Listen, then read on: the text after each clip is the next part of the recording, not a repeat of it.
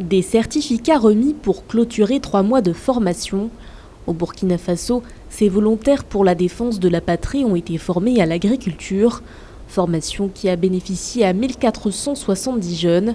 Si traditionnellement, les VDP sont engagés dans la lutte antiterroriste, ces supplétifs civils ont une bataille différente à mener mais tout aussi importante, celle contre l'insécurité alimentaire qui gagne du terrain dans le pays. D'autres jeunes comme vous ont accepté d'aller au front pour combattre au prix de leur vie, pour garder l'intégrité de notre territoire. Vous ici avez le devoir de contribuer à nourrir le peuple burkinabé.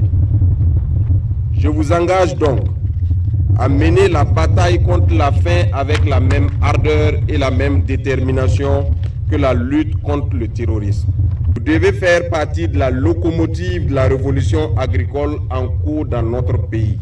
Nous devons ressentir le changement à travers votre impact sur le terrain, dans les plaines et dans les vallées. Il n'y a pas de place pour une jeunesse attentiste et paresseuse aujourd'hui.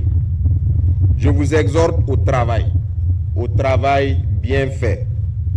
Vous devez vous départir de 3 mots: la paresse, l'incompétence et la trahison de la nation. Une mission de taille à l'heure où insécurité et changement climatique impactent fortement la sécurité alimentaire de la population. En 2023, l'ONU estimait qu'un Burkinabé sur 5 avait besoin d'aide humanitaire, soit un peu plus de 4 millions de personnes. Parallèlement, le taux de malnutrition est en hausse dans le pays. En mai dernier, plus de 25 000 enfants ont été traités pour malnutrition aiguë, toujours selon l'ONU.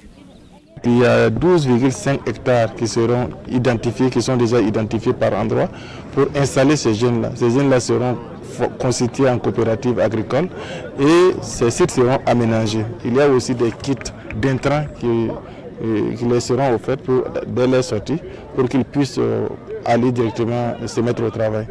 Face à cette crise alimentaire qui prend de l'ampleur, les autorités ont mis en place plusieurs projets, dont l'initiative présidentielle pour la production agricole et l'autosuffisance alimentaire qui s'étend jusqu'en 2029.